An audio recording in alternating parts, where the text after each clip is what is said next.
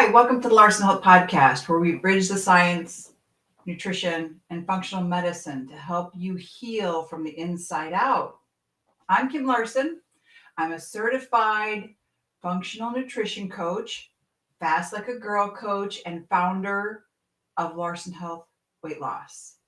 Here we talk about real health transformation and how food, fasting, and lifestyle can help your hormones, your metabolism, and longevity in life without disease.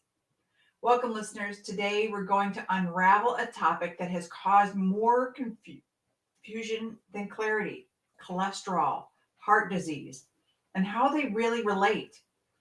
You've heard about high cholesterol and bad cholesterol, maybe also good cholesterol, but what do these terms truly mean? What actually causes heart disease? Is it simply high cholesterol? And if it is important, what parts of cholesterol matter? What should you test? What should you do?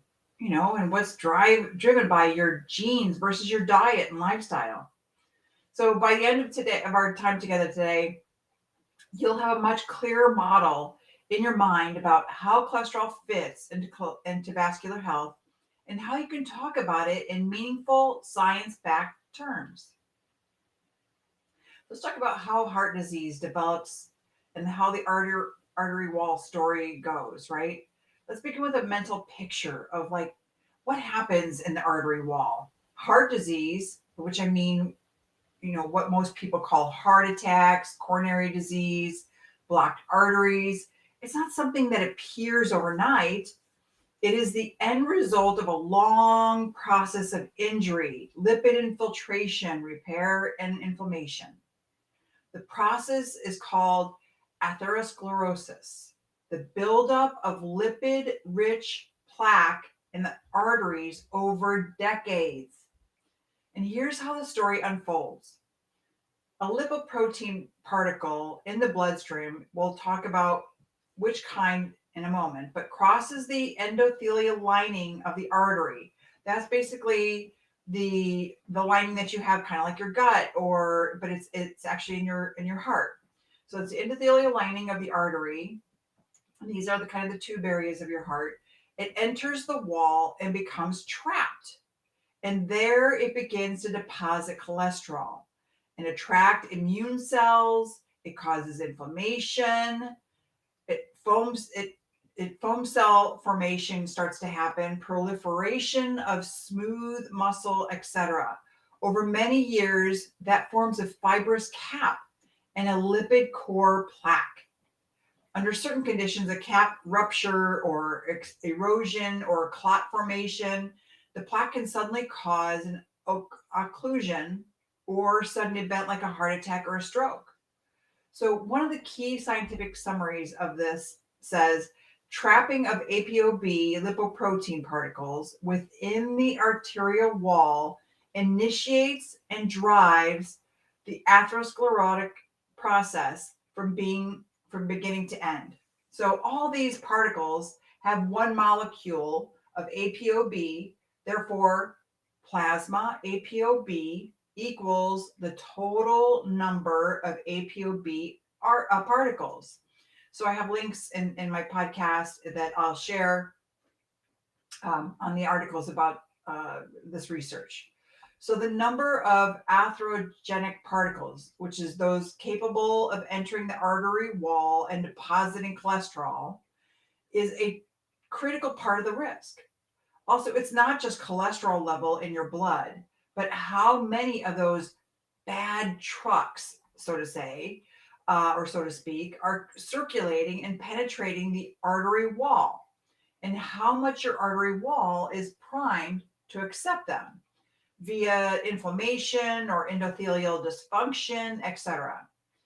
Importantly, one of the recent high quality analysis of the causal role of low density lipoprotein, which is LDL. You've probably all heard of LDL and HDL. So LDL is your low density lipoprotein. It showed that LDL is not just a marker, but a causal agent of atherosclerosis. For example, A landmark paper titled Low Density Lipoproteins Cause Atherosclerotic Cardiovascular Disease concludes that consistent evidence from numerous and multiple different types of clinical and genetic studies unequivocally establishes that LDL causes atherosclerosis. They abbreviate it as ASCVD. So instead of me saying this every time of the atherosclerotic cardiovascular disease, it's ASCVD.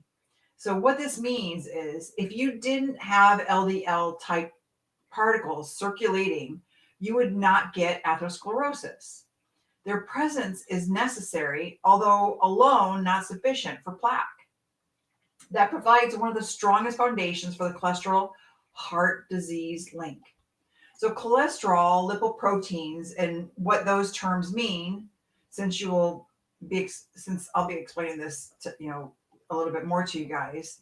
When we talk about cholesterol, what we often mean is the cholesterol inside particles that travel through the bloodstream. Lipoproteins are the carriers for cholesterol and triglycerides. So like I used to have high triglycerides, high cholesterol. And so these are two different areas that are very much associated. I still have high LDL, but it's not the small little problematic lipoproteins or LDL. It is the larger size LDLs, which are fine. They're fluffy and they're airy, and those are not causing a problem. So while I have high LDL, they're all big and fluffy.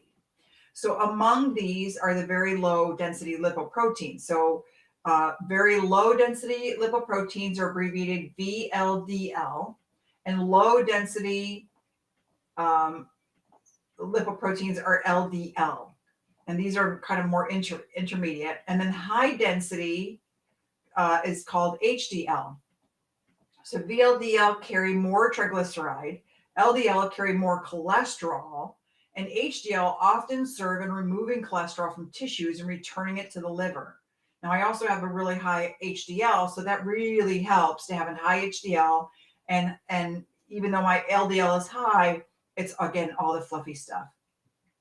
So from a risk perspective, what matters most are the ApoB containing lipoproteins. The apolipoprotein B, or ApoB, is a protein that sits on every lipoprotein particle that has the potential to enter the artery wall. So like LDL, VLDL, remnants, IDL, LPA, these are all terms that you might want to write them down as I've been going through them. But because each of those particles has one ApoB molecule, measuring ApoB gives a count of how many bad particles there are in circulation. So multiple recent reviews say that ApoB is, a better predictor of cardiovascular disease risk than LDL cholesterol alone. For instance, an article titled Apolipoprotein B, Bridging the Gap Between Evidence and Clinical, concluded that ApoB measurement outperforms LDL-C measurements and yet is underutilized in practice. Now, this is a PubMed study, and again, it'll be in the show notes. So meanwhile, LDL cholesterol, LDL-C, LDL lipo, the low density lipoprotein cholesterol, which is LDL-C, gives how much cholesterol is carried inside the LDL particles, but that doesn't tell you how many LDL particles there are. So two people might have the same LDL-C value, but one could have many small cholesterol poor particles, which are higher risk, and one have fewer large cholesterol-rich particles, lower risk. And that's part of the reason why ApoB is advantageous to know. So in a large genetic association study, dose response associations of lipid traits with coronary artery disease and mortality, researchers found that higher genetically predicted ApoB or LDL-C were associated with higher CAD risk. And mortality across the whole distribution. So they conclude that these insights highlight the importance of ApoB, or equivalent LDL cholesterol, lowering for reducing cardiovascular morbidity and mortality across its whole distribution. Now, this is a JAMA study that was done, so I want you to be able to see that also in the show notes. So another important player is LPA, lipoprotein A. It is structurally similar to LDL, but it carries an extra protein, apolipoprotein A, that makes it stickier and more prothrombotic, or more likely to deposit and initiate clotting is what that means. So evidence is strong that elevated LPA is an independent causal risk factor for atherosclerotic cardiovascular disease, ASCVD. For example, the review, lipoprotein A, genetically determined causal and prevalent risk factor, states that high levels of LPA are independently and causally related to ASCVD. So LPA is genetically driven. Your genes determine most of your level and carries extra risk beyond standard lipids. And lastly, HDL cholesterol, this is the good cholesterol, HDLC, is often called the good cholesterol. So HDL particles carry cholesterol from the peripheral tissues back to the liver, reversing the transport, and among other functions. Yet raising HDLC by drugs hasn't reliably shown benefit for events.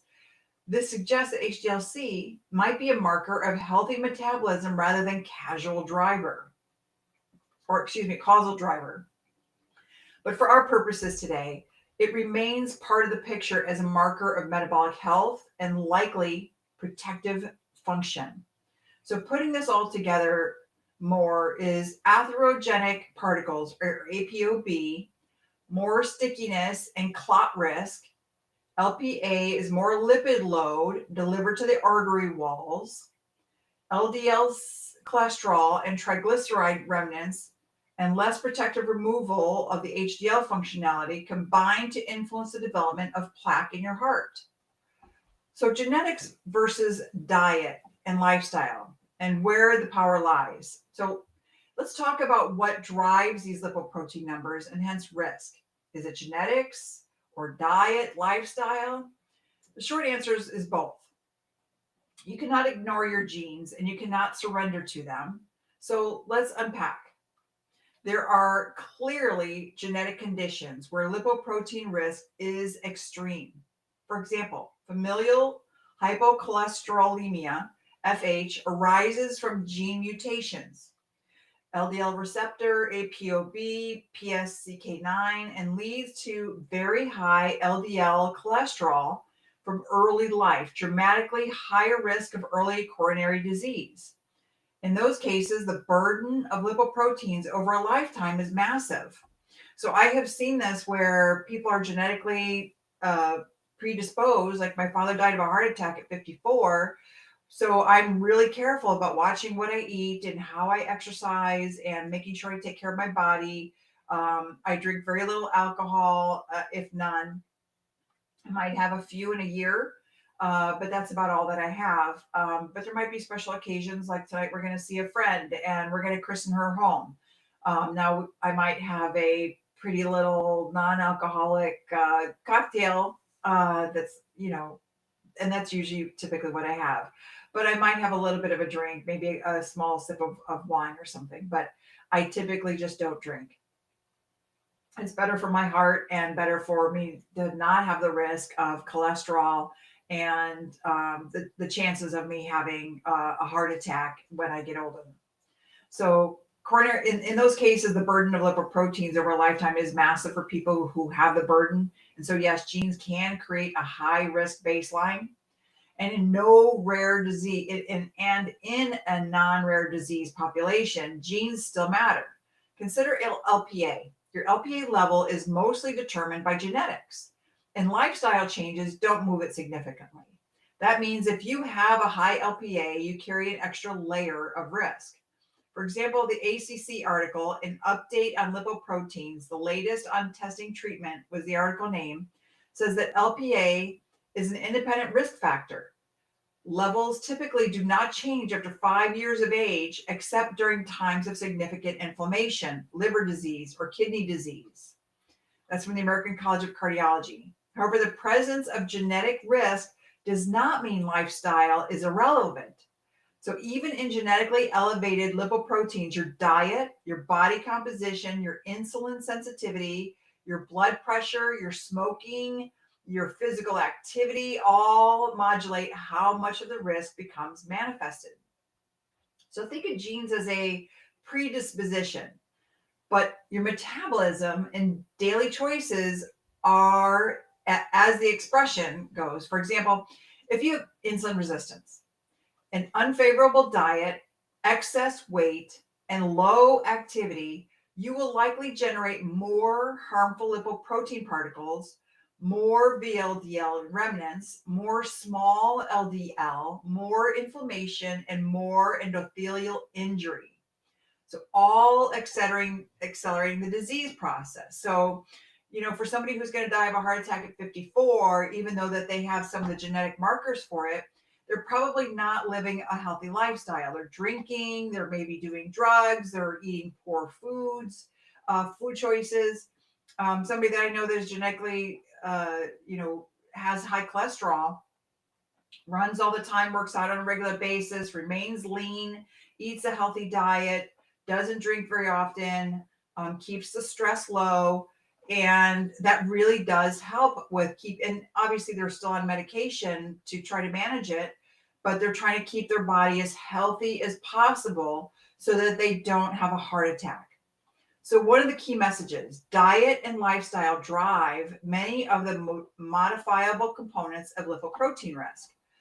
Particle number, insulin resistance, triglycerides, HDL quality, even if genetics set the starting point for things like LPA or FH. So when high cholesterol becomes a problem and when it might not. So now let's move into more nuanced conversations. When is high cholesterol genuinely a problem? And when might it be less predictive than we think? So because of the atherosclerosis model described earlier, it's not just the level of cholesterol, but it's the exposure over time, the particle number, the arterial wall vulnerability, and accompanying risk factors like inflammation, high blood pressure, smoking, and insulin resistance. So the concept of lifetime exposure is important because somebody with moderately elevated particles from, say, age 20 may accumulate more plaque by age 60 than someone with a single brief spike later. Consider the Mendelian randomization study and genetic association data showing that ApoB and equivalently LDL-C, that's LDL cholesterol, demonstrate a dose response association with coronary artery disease and mortality across the full spectrum. There was no obvious threshold below which risk disappears. One paper states, we found positive associations of genetically predicted ApoB and LDL-C with CAD all cause mortality and CVD mortality. These insights highlight the importance of ApoB or equivalently LDL cholesterol lowering for reducing cardiovascular morbidity and mortality across its whole distribution. This is a PubMed study that was done. So on the other hand, in the general population, the relationship is not perfectly linear or uniquely determined by LDL cholesterol alone. Some people with apparently normal LDL cholesterol still develop a significant plaque and events that others with elevated LDL live long without events. So why is this? Because the number of particles, the particle size, and other risk factors matter. That's where ApoB adds value because the LDL cholesterol may misclassifying risk when particle count is high, but each particle carries less cholesterol. So LDL cholesterol is normal, but ApoB is elevated. Several analyses show that ApoB is superior to LDL cholesterol for prediction of events. For instance, in apolipoprotein B and cardiovascular disease, the authors summarize that recent studies have shown that ApoB has a higher sensitivity and specificity than LDL cholesterol in predicting cardiovascular events.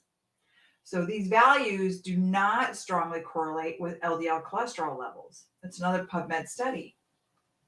So let's talk about another nuance for this role of residual risk. Even after LDL cholesterol is lowered aggressively, risk remains. Some of that risk comes from lipoprotein A, the study, lipoprotein A, and risk-weighted apolipoprotein B found that in individuals with high lipoprotein A, estimating cardiovascular risk with apolipoprotein B underestimates risk. So because LPA carries extra atherogenic and thrombogenic potential that separates from the standard LDL particles. This is a Biomed Central study. So you could have a good LDL cholesterol, but if your LPA is elevated, you still have elevated risk. So in short, high cholesterol becomes a major concern when it translates into many apolipoprotein B containing particles and when your arterial tree is vulnerable. So that means that inflammation, insulin resistance, and hypertension, and the particles stick, right, around for a long time. Simply having a moderately elevated LDL cholesterol for a short period may carry less risk than a high ApoB count sustained over years in a setting of metabolic dysfunction. So what to test and how to interpret, just in plain language. So let's step aside from jargon for a moment and talk about what a practical testing strategy might look like for my listeners.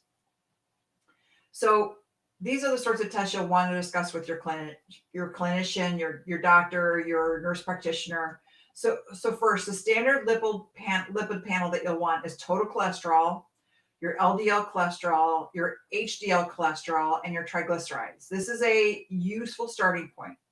And then second, consider a ApoB test, which counts how many of the bad particles, the ones capable of getting stuck in the artery wall, you have.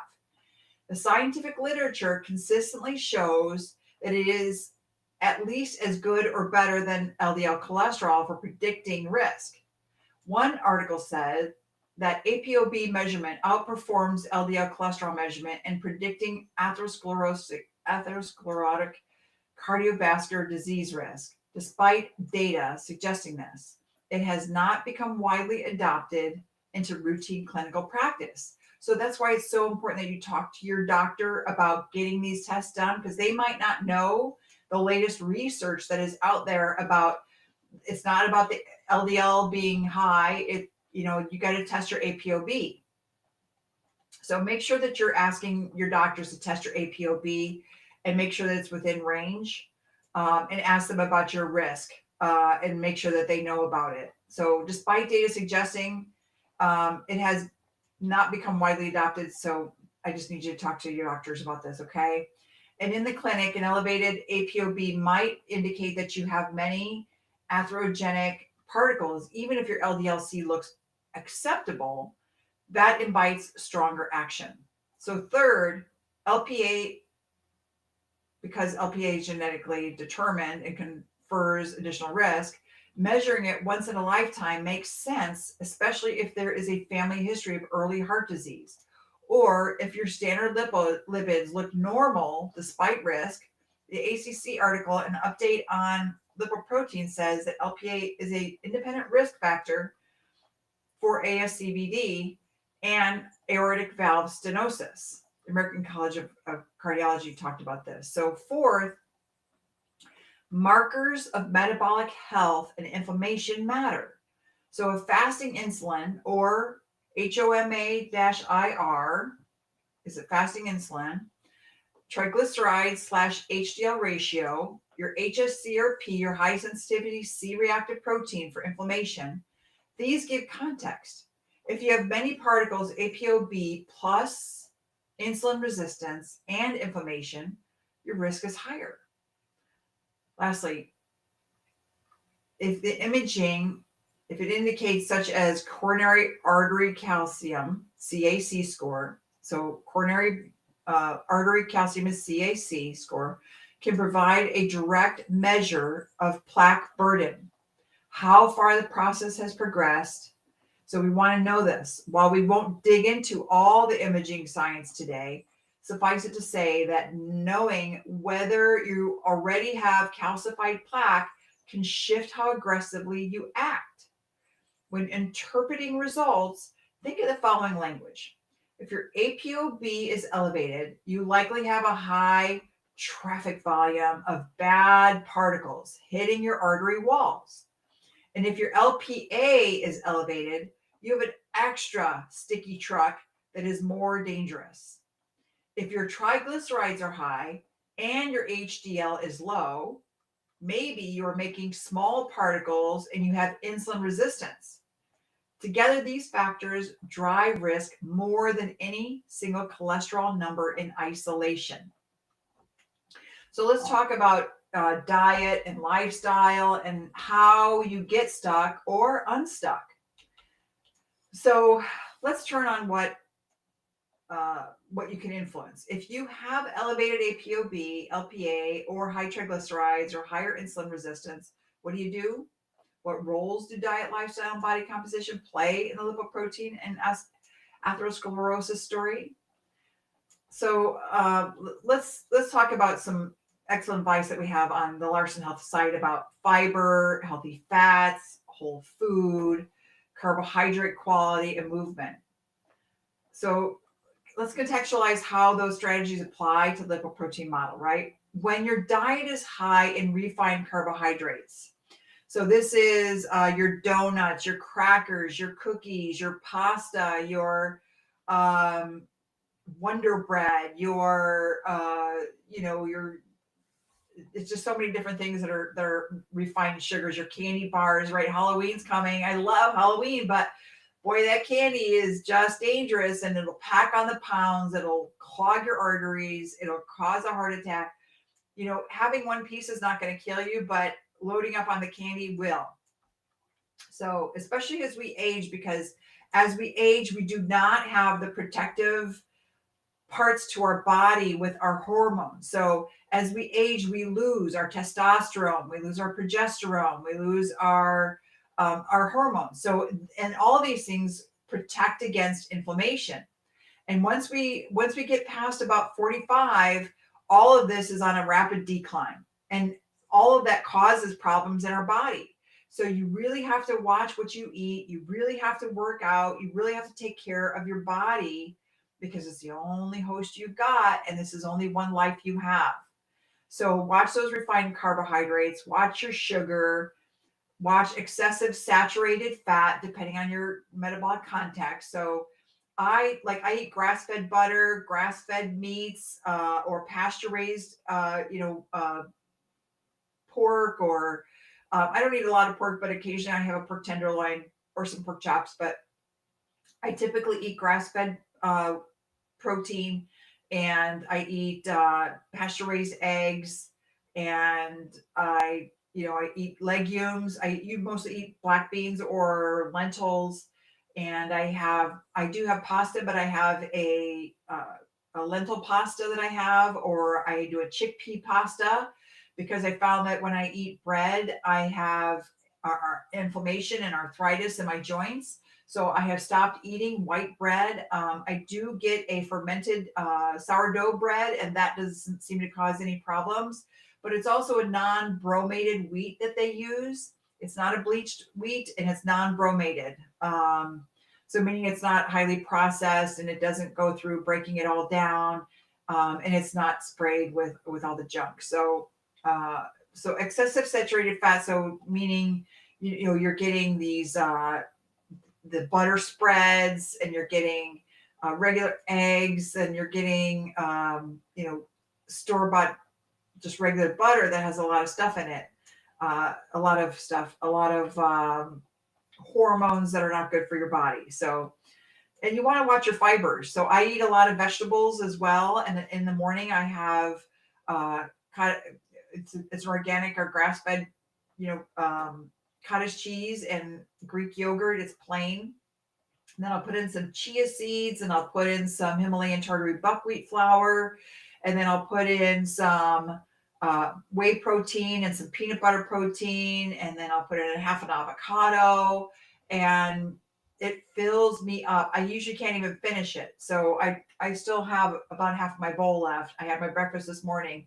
I just couldn't finish it because what happens is when you drink water with chia seeds, it really fills you up. It's amazing what it does. And it slows down the digestion, and it really keeps you full for quite a while. So I'll eat another meal later on today, maybe around 3 or 4 o'clock. And that'll be the last time I eat. And I'll make sure that I'm getting protein like chicken or we had some meat sauce that we made, and it's got 3 pounds of meat in there, and it's got some red sauce and some tomatoes that we grew in our garden, all put together in there, and it's all organic. So just trying to eat healthier and trying to lower the inflammation really does make a difference. So getting some of that fiber. And when you're sedentary with excess abdominal fat, so that's that belly fat, you see a lot of people, they got these skinny legs, but they got the big old abdominal fat. And the following tend to occur as we get older, and your body becomes insulin resistant. Your liver churns out more VLDL particles. So that's the very high LDL particles, rich in triglycerides, which eventually produce remnant particles and small LDL particles. So these particles often carry more cholesterol for their size. They penetrate the artery wall more easily, and in some contribute to a high particle count or high APOB. In addition, insulin resistance is associated with higher inflammation, lower HDL function, higher triglycerides, lower HDL cholesterol, and as such, a metabolic milieu. The bad trucks are more frequent. The road conditions are worse. Your vessel inflammation, your endothelial dysfunction, and the cleanup trucks, the HDL, are less effective. So in contrast, when your diet emphasizes whole grains, legumes, plenty of fiber from fruits and vegetables, healthy fats such as avocado, coconut oil, grass-fed butter, nuts, and seeds, you maintain or improve your insulin sensitivity. You reduce your very high LDL production. You shift toward fewer remnant particles, and you reduce the number of atherogenic particles. Fiber helps by binding bile acids in the gut, indirectly reducing cholesterol and lipoprotein production. Healthy fats, when replacing saturated fat and simple carbs, tend to improve lipoprotein profiles and reduce your risk. And in my blog, I'll highlight these points as well, that foods of high fiber, nuts, seeds, avocado, extra virgin olive oil, minimize processed foods, all of these create the metabolic terrain for fewer harmful particles and better clearance. I love the rain. I don't know if you guys can hear it. Crucially, even if you have a genetic risk, say elevated LPA, you can reduce other risks, lower APOB, fewer very high LDL with better metabolism, so that your overall risk is substantially reduced. The genes might determine your baseline driveway, but your use of the driveway, how many cars go in, how fast they go, how the roads are maintained, that part you influence. So in short, diet and lifestyle are not optional. They are foundational and they interact with lipoprotein biology. So they help reduce particle number, improve particle size, larger, less likely to penetrate artery wall, improved HDL function, reduce inflammation, restore insulin sensitivity, reduce body fat, especially the visceral type of fat that's all in your organs, and that's the most dangerous type of stuff, and all of which reduce the burden of chronic arterial injury.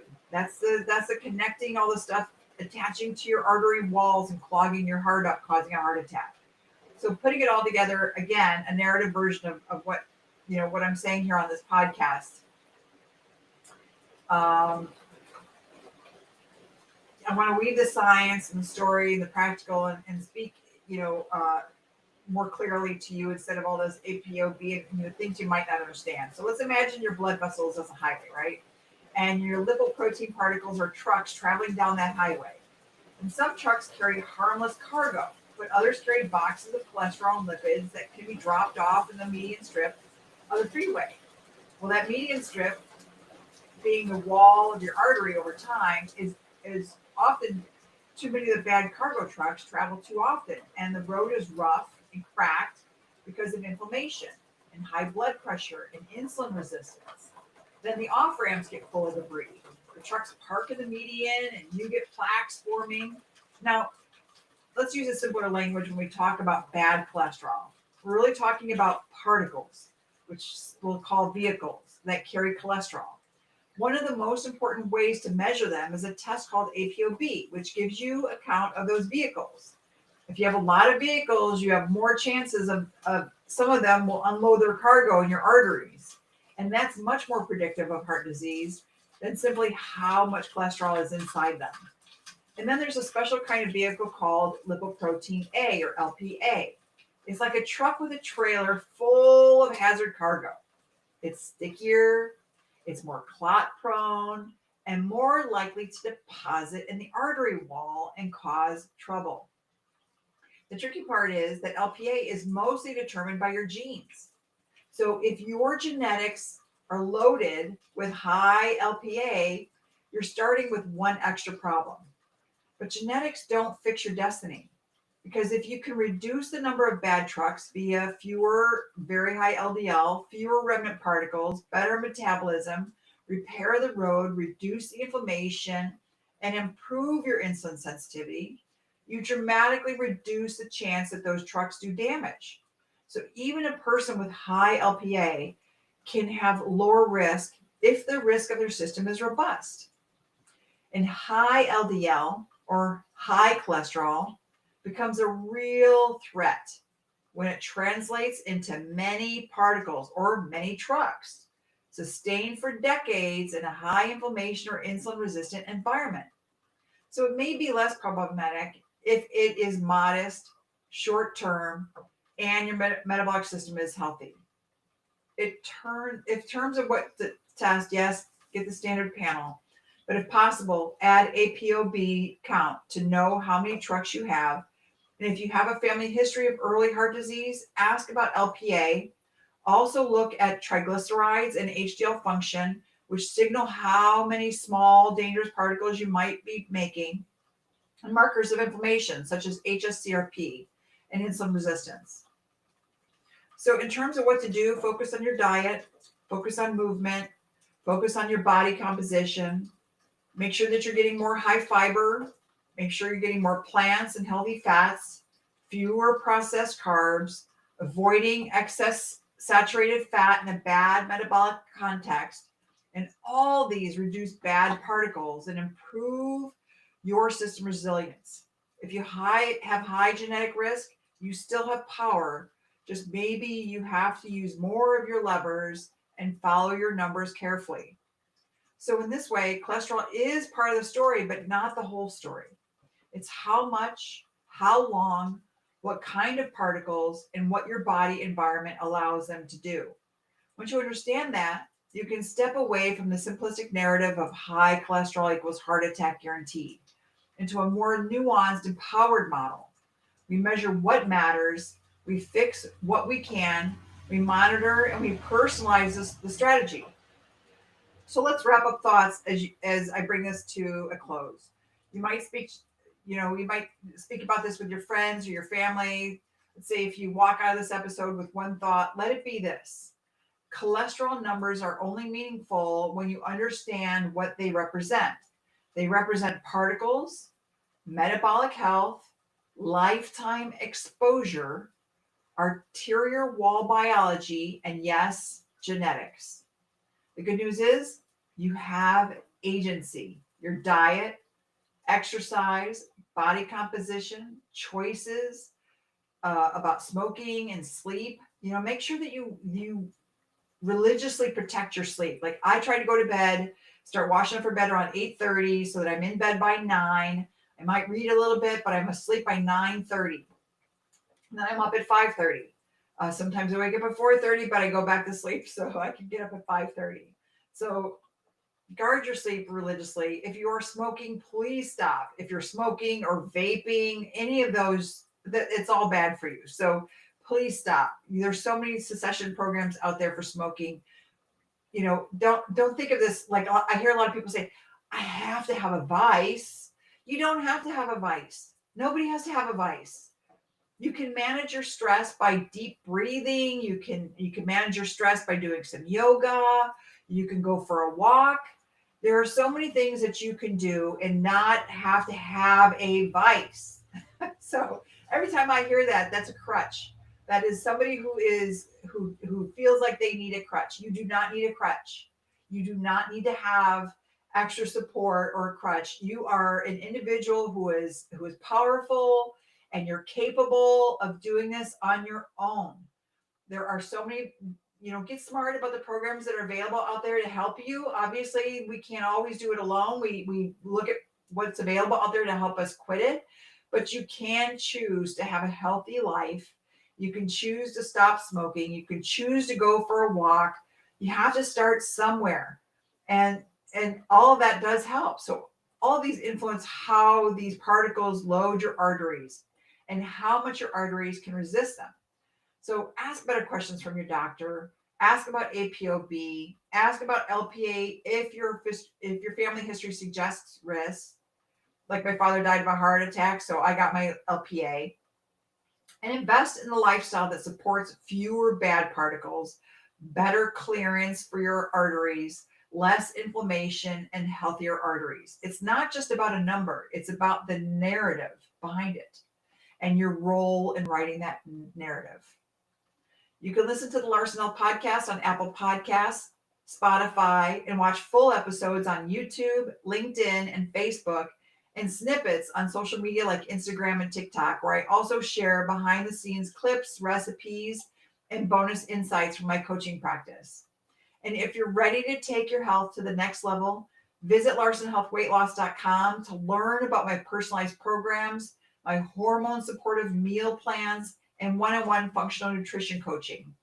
You can check out my website at LarsonHealthWeightLoss.com or my YouTube page at the Coach Kim Larson, where I have workouts. And on my website, I have workouts. I have great blog articles, and as well as snippets from the podcast if you can't listen to the whole thing. So thank you so much for joining me today. I'm grateful to have you here, and I look forward to answering any questions that you might have.